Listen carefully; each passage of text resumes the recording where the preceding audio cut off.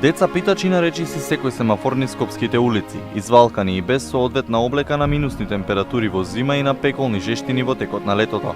Жени со бебиња во раце и изнемоштени стари лица. Најголемиот број од питачите се роми. Наместо во училиште, според најновите статистики, околу 2000 деца дневно питачат по скопските улици. Тие најчесто се приморани од нивните родители со подадена рака да донесат некој денар дома. Не дај Боже. Тоа не просто ни мајка ми, ни татко ми, ниту ја, ниту моје дете. Еве, оние деца што ги гледате на семафорите што просат по секако. Тие деца што простат, криви се родителите. Сега ќе ви кажам искрено, пошто ја не знам да лажам, стара жена сум. Родителите од тука пијат, а децата простат. Това не е домаќинство. Да се разбере.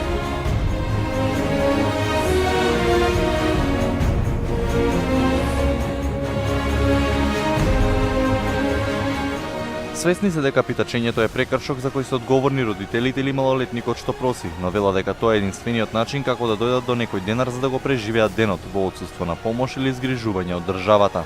Децата што просат те зашто нема екзистенција од каде и мора да ги пушта децата, таква не е државата зашто не им помага државата прво на сиромашните тука. Нашите деца идат по канти, собират пластични шишина,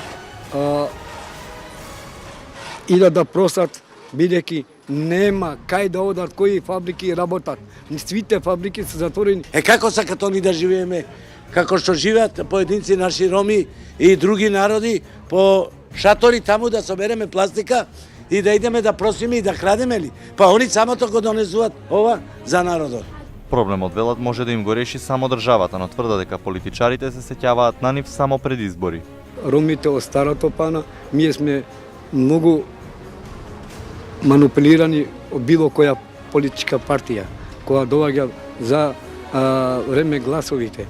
Сите роми ги земат од ромите гласовите, а еден глас вреди многу значење. За детето треба да се купи, значи, алишта, кондори, значи, што треба за детето све основно. А од каде да земе?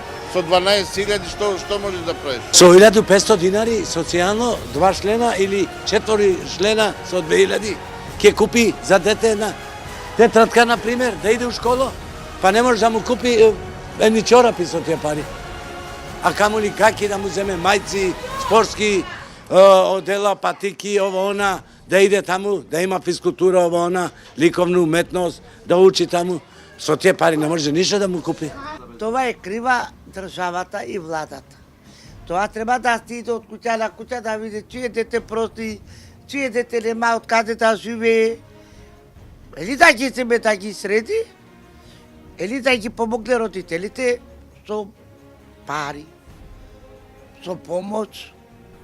Република Македонија со овој проблем се справува преку 4 дневни центри за деца на улица, 3 државни и еден управуван од Сдружение на граѓани. Децата влегуваат, поминуваат еден ден и веќе утредента се повторно на улица. Од првата детска амбасада Медјаши сметаа дека проблемот би се решил преку бесплатно предучилишно образование за децата што се во ризик нивниот труд да биде злоупотребен. Деца чии родители се социјално обесправени и живеат во социјален ризик. Едно дете вклучено во раните години во предучилишно образование ќе значи едно дете помалку на улица.